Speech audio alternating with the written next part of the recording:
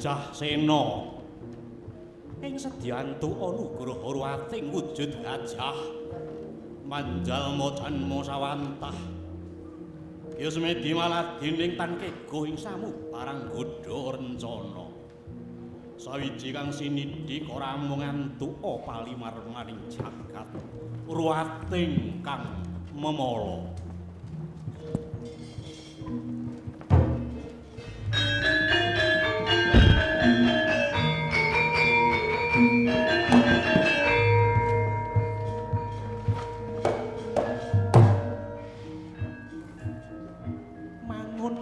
Asmara Prabu Pandhu yang Dewi Kunthi nanging datan bisa karon lulut amarga sating Resi Kimindama antuk palilai Prabu Pandhu sigra Dewi Prita amateng aji Kunta wedaling raksa cipta tunggal tanpa lawan ambetik rawe dewaning angin Tara Bayu biya paring nugraha putra tanpa gebok singgul mung karana cipta gampang mugel kawi Ki Anggarbini Dewi Kunthi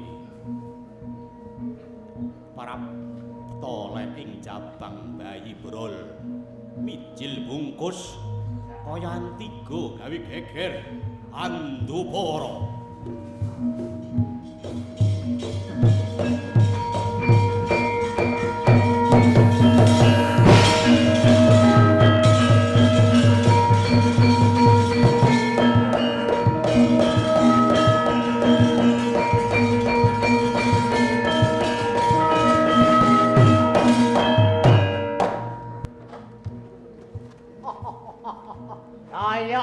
layak merga iki ana titah kang lagi mempen semedini ing kono nganti gawe gegering kayangan longgiri saloka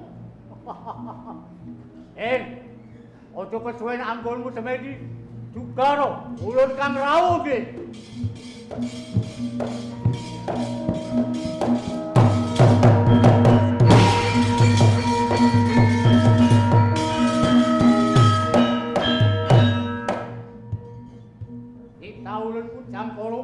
Gajah Sena marmane opo sira semedi ora matur kowe karep opo Ulun wonten kula selaki wujud kula kados niki boten dados menapa-menapa nanging kula nyuwun dhateng dewa supados kula kedah sak jagat kalih manungsa ulun ora gampang kabeh mau ana pitukane totoane nyawa sakumara abot sanggane bakal tak lakoni ulun saiki ngene mangerti yo Pandhu saiki wis duwe putra. Nanging wujute bungkus. Wis 13 taun lumaku suwene. Ing kono ora bisa pecah. Mula yen sira bisa pecah nang bungkus iku, ananging jabang bayine kanthi slamet, apa kang dadi panjalukmu tak turuti. Mara ingat tumuju ing alas Mandala Sala. Ing kono dunung iki.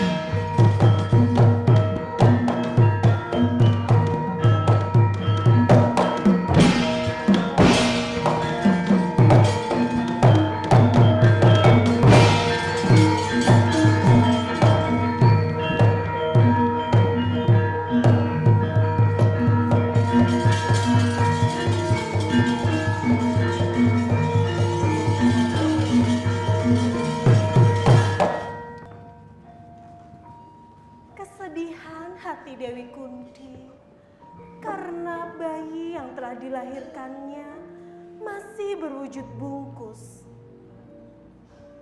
Segala upaya telah dilakukan oleh para kerabat Hastinapura, namun belum membuahkan hasil yang baik.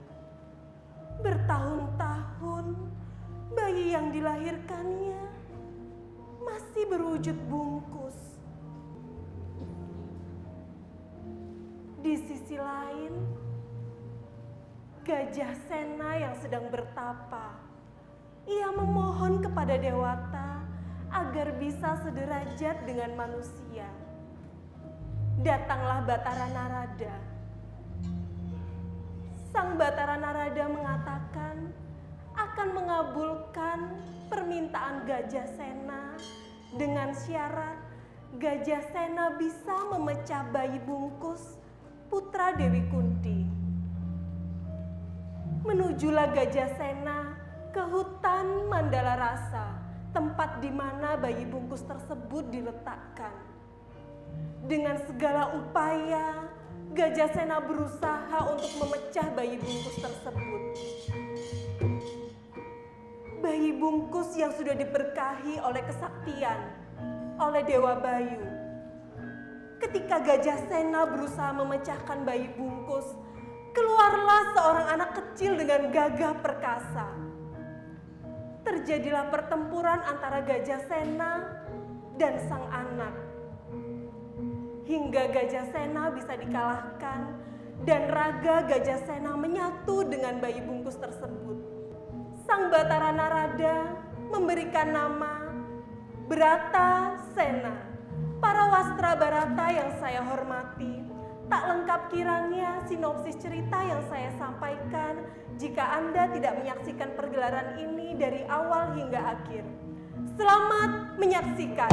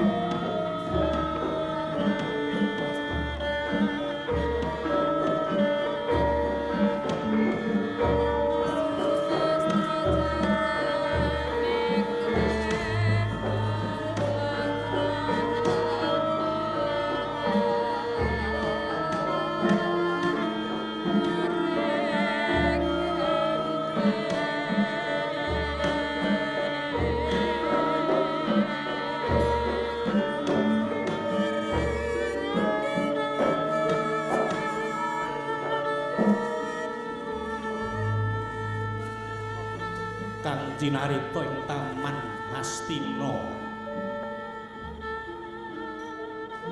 Nalika semono Dewi Prita ya Dewi Kunti Sultarantaning penggalih margiya manak priatos ingkang putra mijil bungkus sinetrekaken wonten ing wana Mandala Sara melang-melang langkung jroning patos pindhane ninggal bayi wonten pining Balumbang dakarantan nggih Sang Dewi Kunti semono Dewi Madrim tan kendhat tansah ngarih-arih murih sarang waradaya.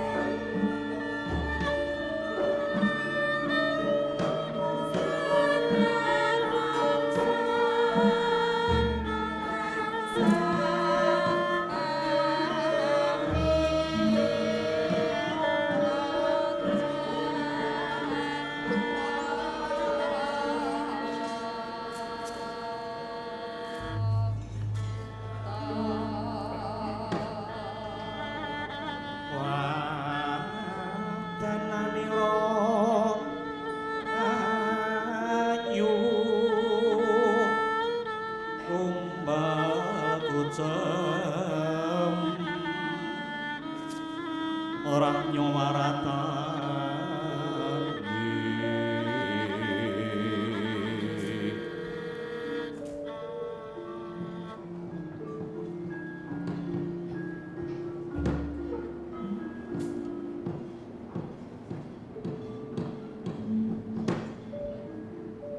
garwaku Yai Kunti pun kakang ora maida sungkawaning ati menggalih jabang bayi kang wis ana ing bungkus lawase 13 taun kang dumunung ana ing alas Mandala Sara Yai Kunti. Duh sinuwun kula sepisanan lairaken putra pun Wijakangka datan wonten ingkang kuciwa sakmenika Wijakangka sampun ngancik dewasa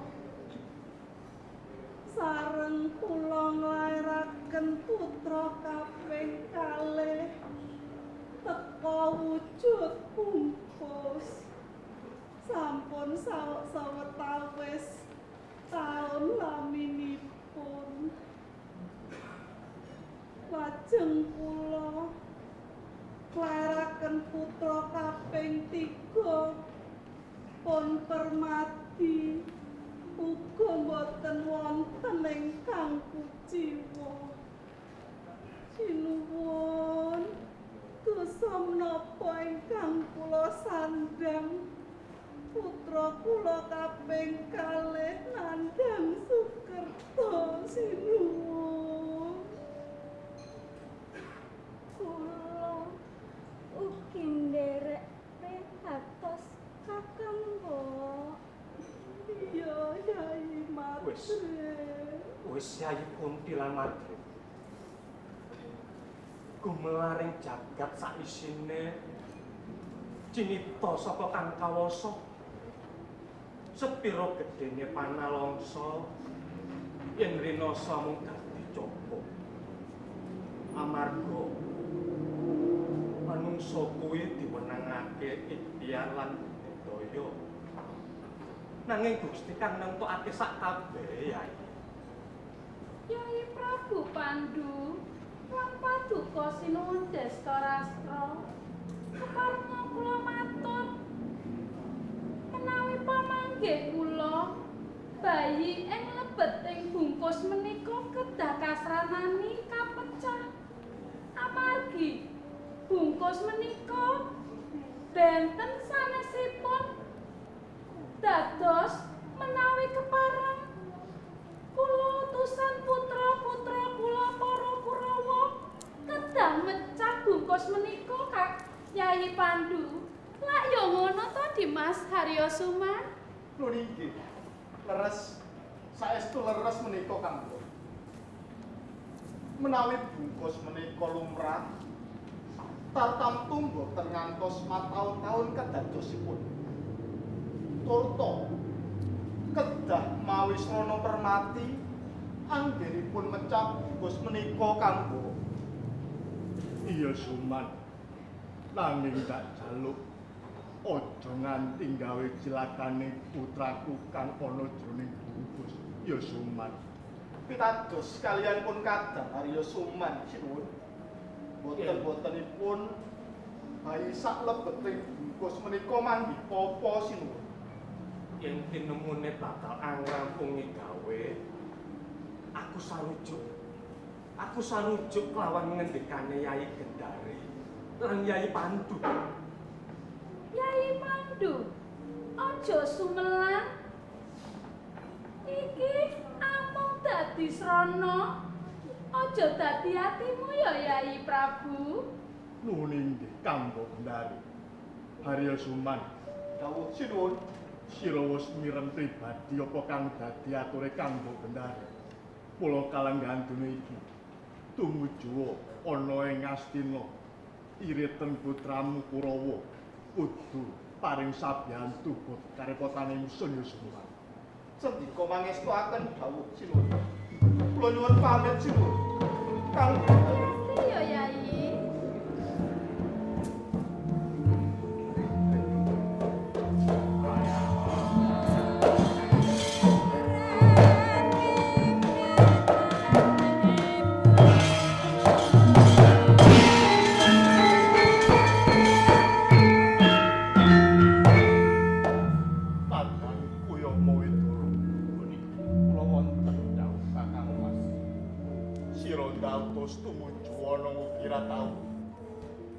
Maturana ngarsane Kanjeng Rama Abiyasa nyuwun pitedah bab putraku Bungkus Yayi Yama Widura.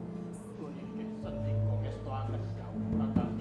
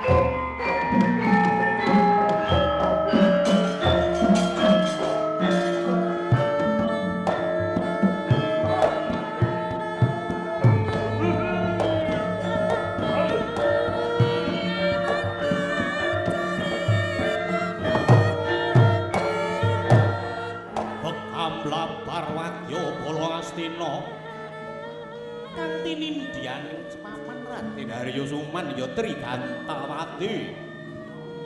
Para sata Kurawa samyosya kowe kati sawega ing diri sajuru-juru. Tatan wigih ringa ngayahi karyaning praja Tepati Asara jiwa. Dasare maksih muda tumaruna sata kura cacah 100. Kurupati minangka gegunungane sedya tumuju ing wana Mandala Sora.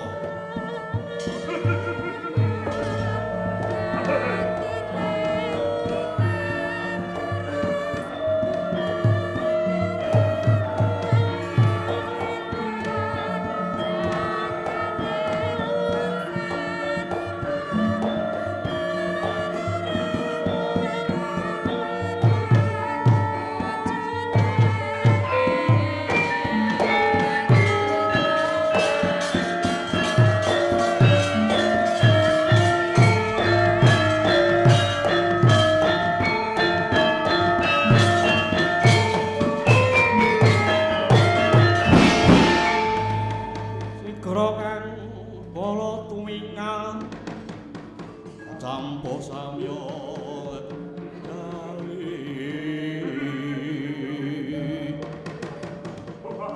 ler kadet weleting kodok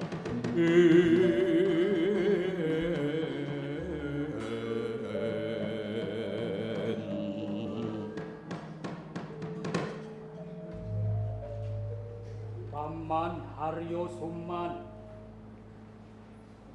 Kulo lan Dursasana sakadang sami nengko dawuh paman.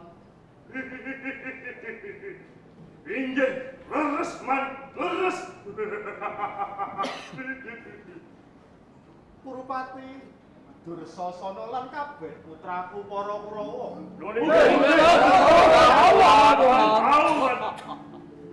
Mangerti ya ya. Dina iki jeneng sira kadhawuhan ibumu. Ya kadangku Mbakyu Kendari. Jeneng sira kabeh kudu tumuju ning alas Mandalasara. Kudu mecah bungkus putrane pamanmu Pandhu. Nanging ngiling-ilinget. Kabeh iki aja kanthi lelahanan nggih. Ngerti to? Nggih, Mas. Yen saka rigenku sira kabeh kudu nganti pusaka kang ampuh-ampuh. Yo, ana ta nggih, Mas. Nganti pusaka kang ampuh-ampuh yen jeneng sira wis bisa mecah bungkus kuwi enggal-enggal sernakno. Yen perlu ora kasat mata. Dimen apa? Pecah menika. Dimen ora dadi pepalang anggonmu, mukti ana ing Ngastina nggih.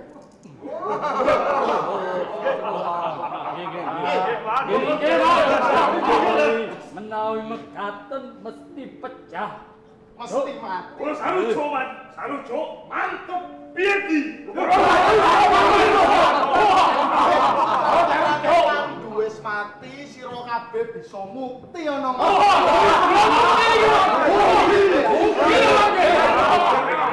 Asem paman. yen kabeh wis sarujuk, morenggal tumuju ning alas Mandalasara ya. Monggo paman.